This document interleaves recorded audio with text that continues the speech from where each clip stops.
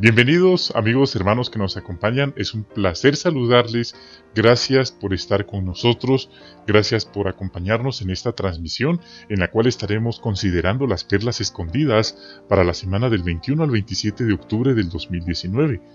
En esta consideración o en esta semana estamos finalizando la primera carta de Pedro, capítulos 3 al 5. Agradecemos primeramente a nuestro Padre Jehová, su palabra santa, la Biblia, la cual fue inspirada por Él, la cual al considerarla como lo estamos haciendo nos ayuda a crecer en fe, a crecer en conocimiento, a crecer en amor a nuestros hermanos, amor al prójimo es muy importante y sobre todo esta consideración nos permite fortalecer nuestra fe, especialmente si estamos pasando por un momento difícil. Sí, hay situaciones que nuestros hermanos pasan, no las andan contando por allí, pero estamos conscientes de ello. Por eso este video va para todos nuestros hermanos con mucho cariño, con mucho aprecio y esperamos sea de bendición para todos. Vamos a comenzar. Podemos primeramente abrir nuestra Biblia en la primera de Pedro capítulo 3 versículo 19 y 20. Ahí encontramos la pregunta ¿cuándo y cómo Jesús predicó a los espíritus en prisión? Y notamos que dice el texto: y en esta condición fue a predicarles a los espíritus en prisión, que fueron desobedientes en el pasado cuando Dios estaba esperando pacientemente en los días de Noé, mientras se construía el arca en la que unas pocas personas, es decir, 8 almas, fueron llevadas a salvo a través del agua. Entonces, ¿cuándo y cómo predicó Jesús a estos espíritus en prisión? Bueno, la respuesta es la siguiente. Esto fue en algún momento después de la resurrección de Jesucristo. Ahí está. ¿Cuándo? Fue después de su resurrección. ¿Y cómo? Bueno, Jesús llegó con ellos y les anunció, ¿sí?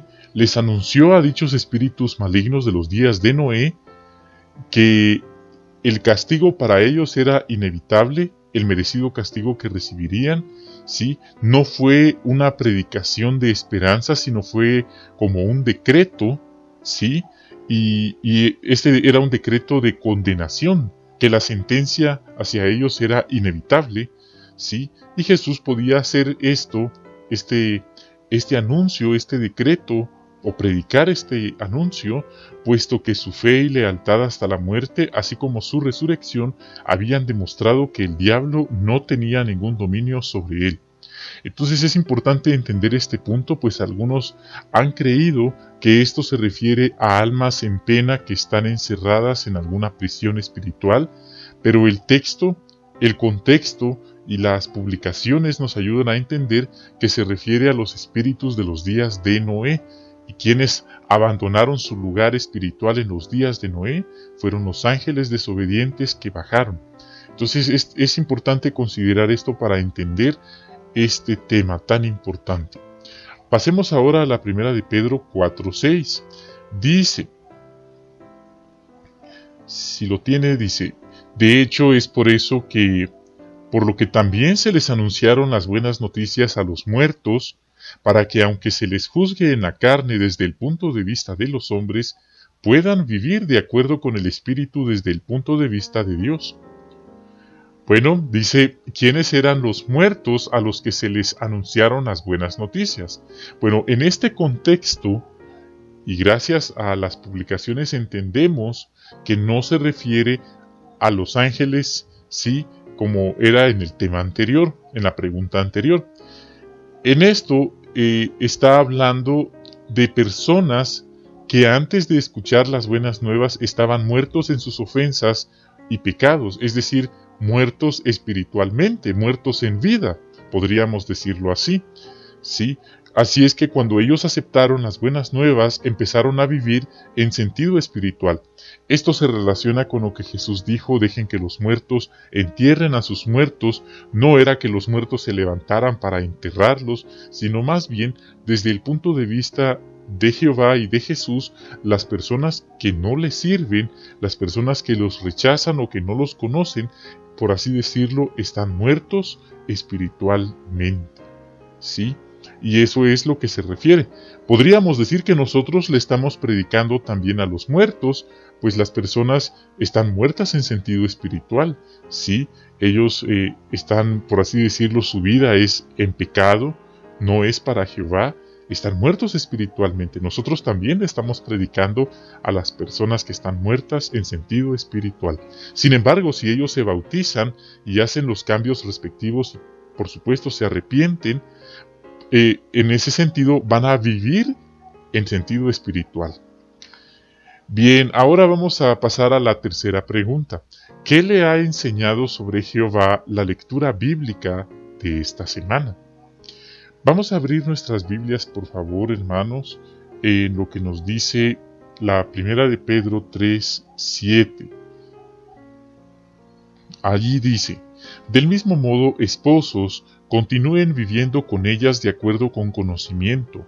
Denles honra como a una vasija más frágil, la femenina, ya que ellas también son herederas con ustedes del favor inmerecido de la vida, a fin de que las oraciones de ustedes no sean estorbadas. Bueno, aquí Jehová está dejando muy claro lo que él espera de los esposos, de los varones, ¿sí? Y ellos deben honrar a su esposa, respetarlas, tratarlas con consideración. El esposo debe tener en cuenta las necesidades de ella, y no solo las necesidades físicas como la alimentación, lo económico, sino también las necesidades afectivas y emocionales, y también, muy importantes, las espirituales. Este es un asunto muy serio, pues aquí Jehová le está diciendo a los varones casados que si no tratan bien a sus esposas, Jehová no los va a escuchar en sus oraciones. Así es que Jehová no piensa que los hombres sean más importantes que las mujeres. Para él todas las personas que lo aman son valiosas. Él no apoya el machismo. Entonces ese es un punto importante. Primera de Pedro 5:2 dice: pastoreen el rebaño de Dios, que está a su cuidado sirviendo de superintendentes. No lo hagan por obligación, sino de buena gana ante Dios. Tampoco lo hagan por amor a ganancias deshonestas, sino con empeño. Bueno, aquí Jehová y Jesús, el texto deja claro que ellos están muy interesados en las ovejitas que forman la congregación cristiana a nivel mundial. Y por supuesto, cada congregación, pregrupo, grupo, individual. ¿Sí? Que están esparcidos por toda la tierra. Por eso, ellos han delegado un trabajo importante a sus pastores amorosos para que las cuiden, es decir, a las ovejas y a las congregaciones o colectividades, sí, que las cuiden, las alimenten y las protejan. Es un trabajo muy serio y Jehová y Jesús están muy interesados en las ovejitas. Primera de Pedro 5:5. Dice el texto: de igual manera ustedes, los hombres más jóvenes, estén en sujeción a los hombres de más edad. Ahora bien, vístanse todos de humildad al tratar unos con otros, porque Dios se opone a los arrogantes, pero les muestra bondad inmerecida a los humildes. Este texto deja claro en su parte final, y por supuesto desde un principio, que Jehová quiere que seamos humildes, en vez de ser orgullosos, o testarudos, o desobedientes. ¿Y cuál es el resultado? Bueno, dice el texto, tendremos su bendición, tendremos el favor de Jehová. Y esto es importante para todos nosotros.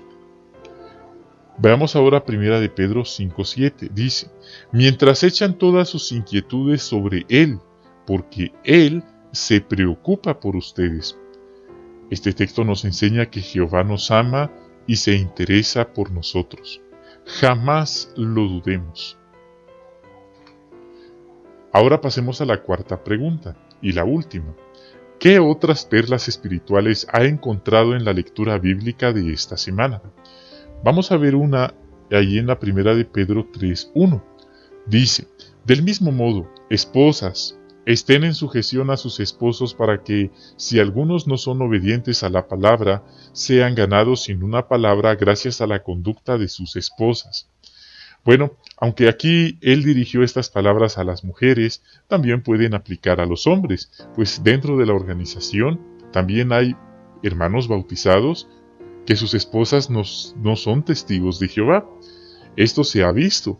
Así es que hay varones, hay hermanos dedicados y bautizados que se han esforzado por poner en práctica el espíritu, el principio detrás de estas palabras de Pedro, y se han ganado a sus esposas no creyentes con su buena conducta. Ellas, las esposas no creyentes, han visto a los hermanos creyentes hacerse más responsables, más cariñosos, ¿sí? Dejar de gastar el dinero en tabaco, en bebidas, en juego, ¿sí? Son más amorosos, son mejores esposos, han abandonado el lenguaje grosero u obsceno. Así es que algunas mujeres no creyentes, al conocer a otros miembros de la congregación cristiana y al ver este cambio radical en sus esposos, pues han quedado tan impresionadas con la afectuosa hermandad que se han sentido atraídas a Jehová. Primera de Pedro 3, 3 y 4. Vamos a ver lo que dice. Que su adorno no sea de cosas externas, peinados trenzados, adornos de oro y ropa lujosa, sino que sea la persona secreta del corazón con el adorno incorruptible de un espíritu tranquilo y apacible, que es de gran valor a los ojos de Dios. Este texto nos enseña un principio bíblico muy valioso que nos puede ayudar en nuestra vida personal. En vez de dar demasiada importancia a la vanidad de los adornos exteriores, sí, se nos exhorta a reflejar en nuestro trato la persona secreta del corazón, tanto varones como mujeres. Esto lo podemos hacer al tratar a los demás con palabras amables, castas, respetuosas, genuinas, ¿sí? Al reflejar este fruto del Espíritu Santo en nuestra vida. Este fruto será en acción a través de nuestras palabras y nuestra forma de tratar a los demás. Eso es lo que realmente importa a los ojos de Jehová. Primera de Pedro 3:6 dice: tal como Sara obedecía a Abraham y lo llamaba Señor, ustedes son sus hijas siempre y cuando continúen haciendo lo que está bien y no se dejen dominar por el miedo. Bueno, aquí Pedro presenta el ejemplo de Sara, un modelo digno de imitar tanto si el esposo es creyente como si no lo es. Es indudable que Sara siempre consideró que Abraham era su cabeza, incluso en su corazón lo llamó Señor. Sin embargo, eso no la degradó, no la hizo de menos. Imitar a Sara no rebaja en modo alguno a una cristiana, ya que el principio notamos que es respetar al esposo, respetarlo con la manera de tratarlo, de hablarle, ya sea en público o en privado, no de la manera machista que predomina en este mundo y también la manera feminista, sino de la manera bíblica, la manera de Jehová. De hecho, aunque Sara lo llamaba Señor, hubo un momento en que surgió una diferencia y ella le expresó con total franqueza su opinión a Abraham.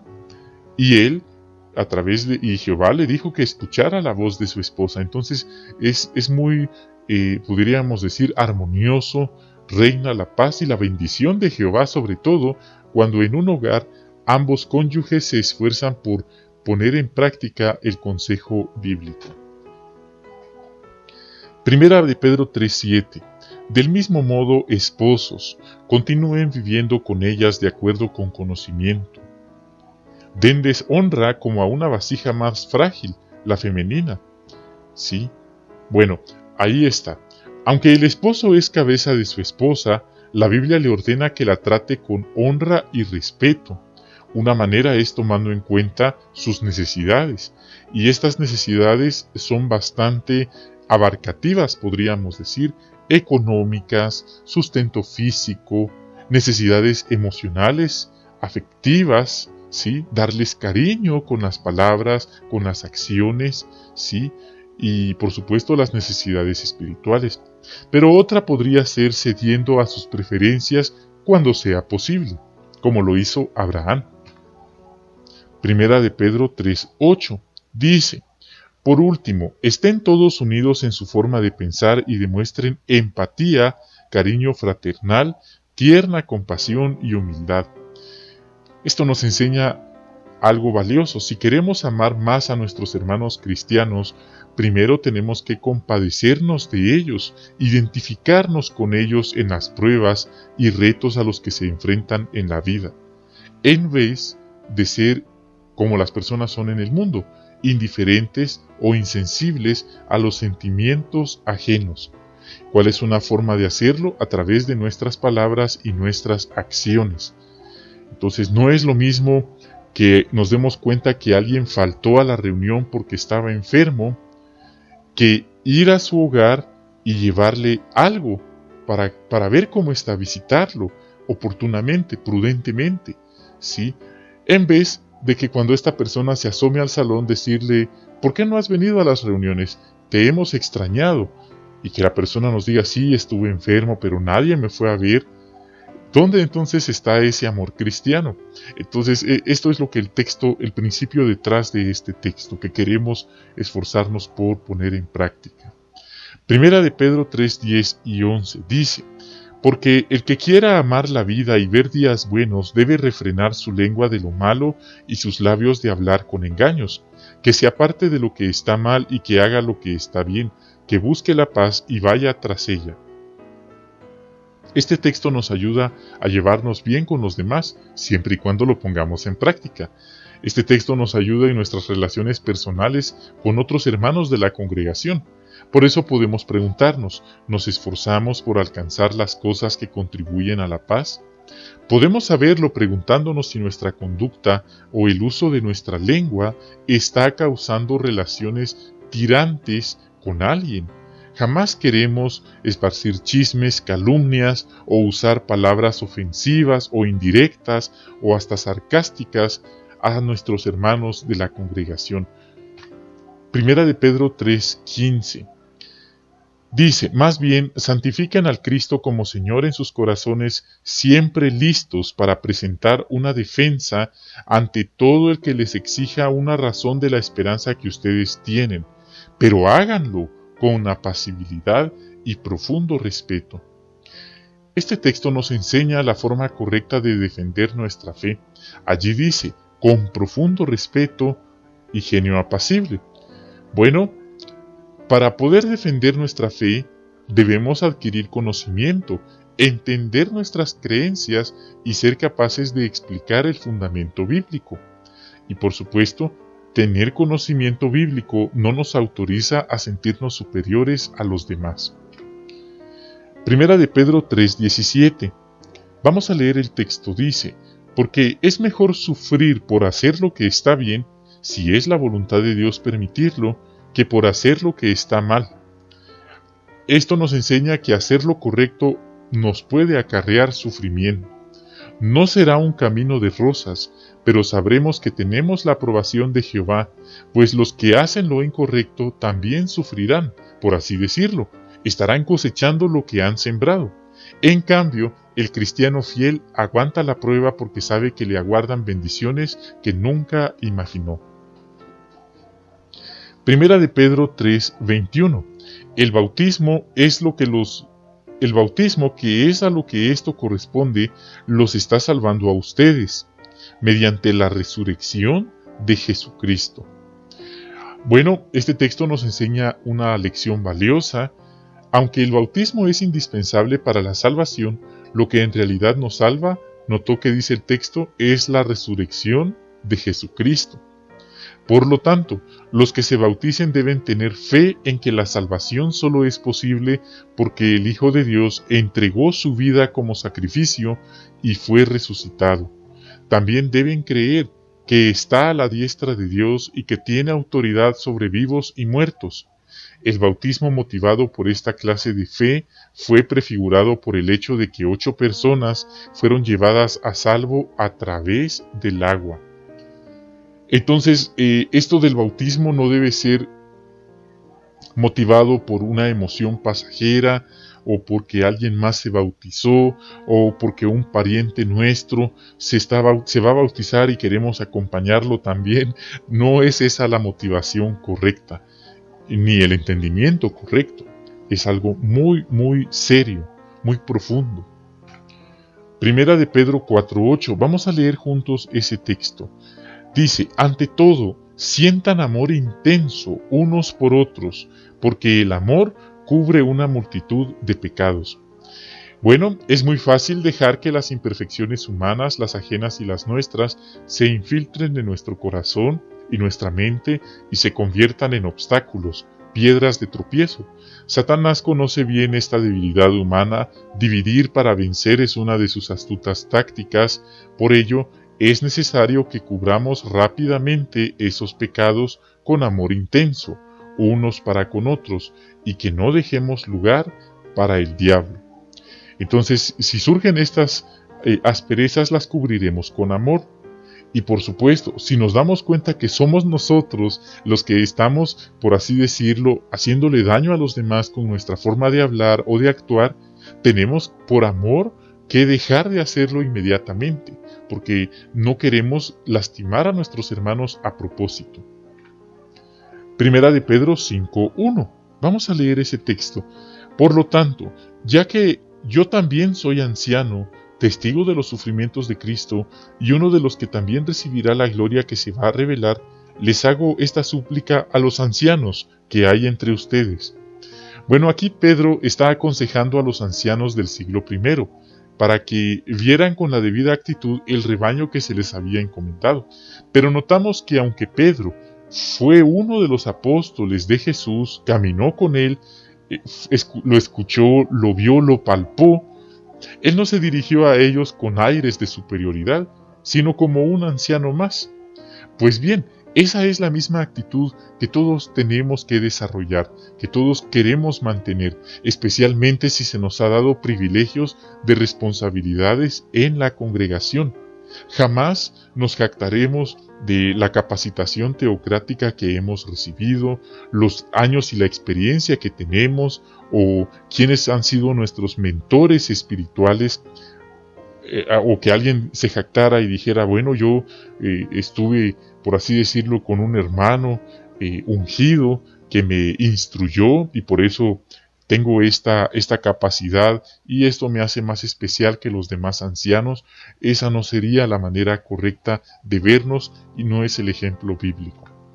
Primera de Pedro 5:3, leamos este texto. Dice: siempre el consejo para los ancianos, ni lo hagan actuando como si fueran los amos de los que son la herencia de Dios, sino convirtiéndose en ejemplos para el rebaño. Los hermanos que desean alcanzar privilegios de servicio en la congregación y los que ya los tienen, deben evaluar con honradez lo que tienen en su corazón, es decir, sus motivos. Han de recordar siempre que el rebaño no es suyo, sino de Jehová y de Jesús. Por esa razón, no deben tratar con una actitud prepotente a los hermanos de la congregación, que son la herencia de Dios. Vamos a leer ahora la primera de Pedro 5:9. Dice: pero pónganse en contra de él, firmes en la fe, sabiendo que toda la hermandad está pasando por los mismos sufrimientos. El 8 también. Su adversario el diablo anda alrededor como un león rugiente, tratando de devorar a alguien. Nuestro enemigo es como un león rugiente. Si pensamos en ese ejemplo, encontramos que los leones son más fuertes y rápidos que nosotros, y lo mismo puede decirse del diablo. Por tanto, no debemos tratar de combatirlo ni escapar de él por nosotros mismos. Necesitamos la ayuda de Jehová. Además, los leones cazan con sigilo, así que debemos evitar la oscuridad espiritual en la que Satanás acecha a sus presas, así como un león mata a un inofensivo antílope o a la cría dormida de una cebra. El diablo es despiadado y le encantaría acabar con nosotros. Pues bien, queridos hermanos y amigos, muchas gracias por habernos acompañado. Fue un placer haber tenido con ustedes esta transmisión. También pueden encontrar la transcripción de estos comentarios en nuestro blog, en nuestro sitio que está en la descripción, ahí está el enlace. Entonces los animamos a que puedan visitarlo también. Es así como finalizamos esta transmisión. Muchas bendiciones a ustedes y a sus queridas familias, que Jehová los bendiga, también la congregación a la que asisten, y si están pasando alguna prueba, algún momento difícil, algún duelo, queremos decirles que los amamos y que hay un Dios vivo que se llama Jehová, un Rey en el cielo que está vivo y se llama Jesús.